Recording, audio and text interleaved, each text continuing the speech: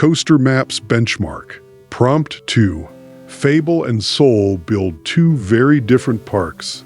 Let's look closer. Fable opens with a surprisingly complete park.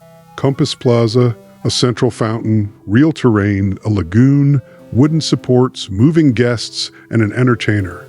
It feels composed, not dropped onto a plane. Before the rides, look at the map. Fable gives the park a decent full-screen atlas. Plazas, the lagoon, attractions, and the explorer route all read at a glance. That is a surprisingly useful layer. This is Meridian Rush. Watch the launch station. The lap bars actually animate down before dispatch. That tiny safety ritual is the first time I have seen a run sell the idea of a ride this convincingly. Now the caveat. The track rolls through the loop and corkscrew, but the train keeps a level, forward-facing heading. It gets the spectacle while politely ignoring the laws of orientation. Timberline is another real win. A terrain coaster threading trees and trestles instead of floating over a flat map. Wayfinder Outfitters has a real shop shell, an interior doorway, and shelves you can actually look into. And there is a juggler in the plaza, because apparently this park hired a performer before it hired a copy editor. From above, Fable's wheel turns, the sextant swings off-axis, the carousel rotates, and zenith drop rises, with rough edges. Here is an actual hidden cash chest, tucked into the park with gold trim and a little shimmer. This is a real object in the world, not just a label on a map. And here is the short sight. One cache sits under the lagoon. The player cannot enter the water, so the objective cannot actually be completed. Beautiful target, impossible errand. There are 7 of these to find, each paying $6 and stamping the passport. It turns a flyover into an invitation to explore. Fable invented that side hunt, even though the brief never asked for it, then placed one target where the player cannot go. At the midway, Summit Knockdown is a playable can toss.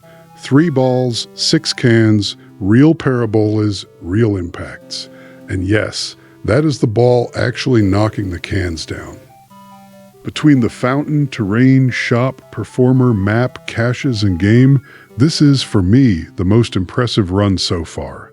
Ambitious enough to expose its own rough edges.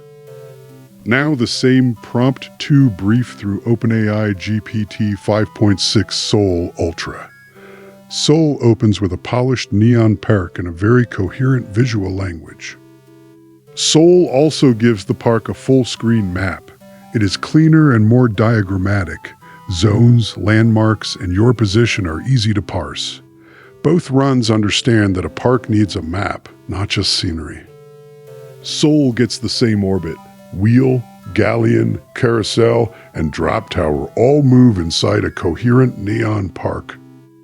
The rides read clearly, the flyover is clean, and the presentation is confident. Soul's strength here is structure. Every plaza, sign, and attraction knows its job. Watch the loop itself. Soul's train follows the track correctly, which is a real win over Fable. But the ride is not smooth.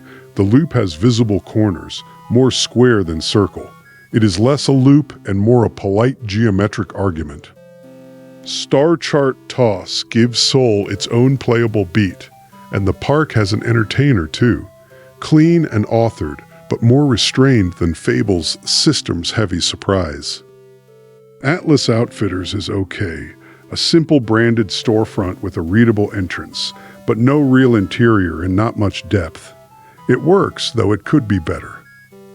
The Soul Run is the composed neon postcard. Fable is the systems-heavy surprise. Both are memorable, just in very different ways. So the difference is clear.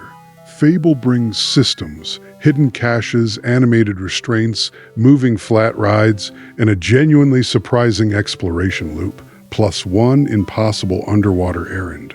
Soul stays attached to its track. The park reads cleanly from above, and the loop still looks ruler-designed.